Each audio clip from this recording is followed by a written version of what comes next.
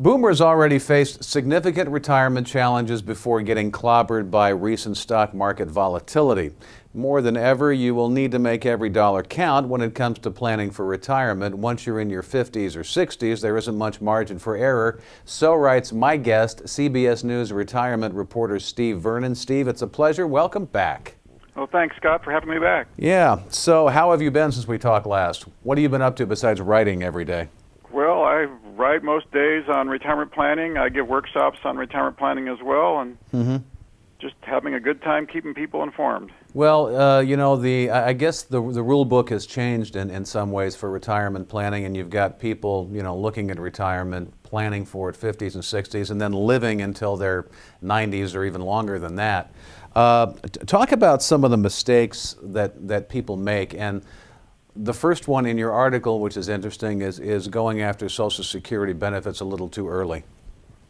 Right. I think when people stop and think about generating a lifetime income that is paid the rest of your life no matter how long you live, and you really think hard about how to do that from your 401k plan, you start to appreciate when someone else promises to pay you that benefit. And so, the government, they're credible, they'll pay off. You can have your opinions about Social Security, but by and large, once your payments start, I think they're guaranteed for the rest of your life.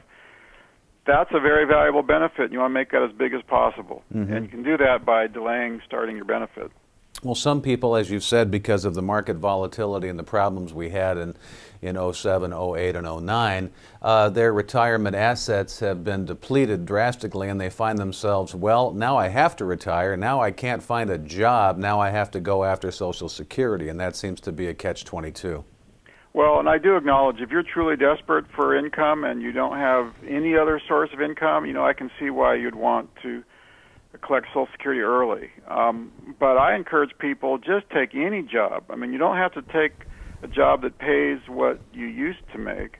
As long as you're making more than what your Social Security benefit would be, you're better off taking that job so you can delay your Social Security benefit.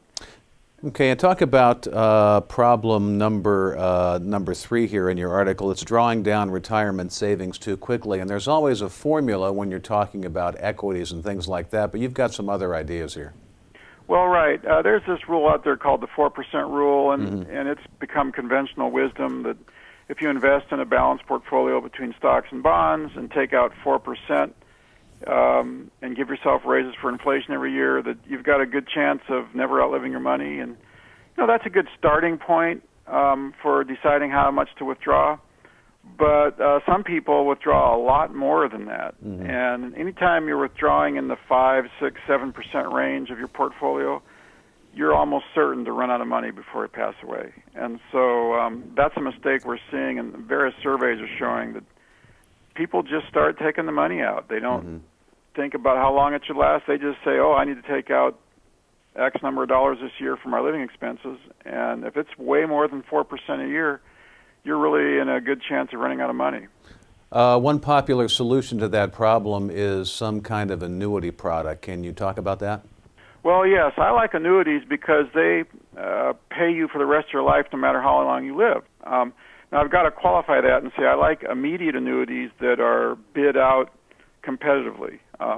In some circles, annuities are a dirty word because of poor performance and high fees, but I'm looking at annuities where you're using an online shopping service to get the very best rate, and I'm also talking about annuity where you just get an immediate monthly payment from the insurance company. And those kind of annuities, I think, are a good way to protect yourself against living too long. Living too long is a risk. And they also give you discipline on providing you that monthly paycheck. Yeah, it sounds like a big help considering some of the recent numbers I've been reading, which actually surprised me. They said that if you are a couple and you're 65 and you're both healthy, there is a 50% chance that at least one of you will live past the age of 92, which to me sounds like if you're retiring, you're planning on 30, perhaps maybe 40 years of retirement. Right, and that gets to something I strongly encourage people to think about is that generating income from financial resources for a period of 30 or 40 years, that's a real ambitious task. And if you're in good health, I encourage people to think about a period of time in their lives, in their 60s and 70s, where maybe they aren't working as hard as they used to, but they're still working and getting some income coming in. Because living off your financial resources for 30 or 40 years requires a ton of money. Right. Talk about health. You just mentioned that.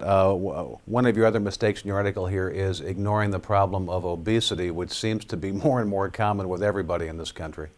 Right. There are all kinds of studies that show that you will have higher medical costs if you're overweight.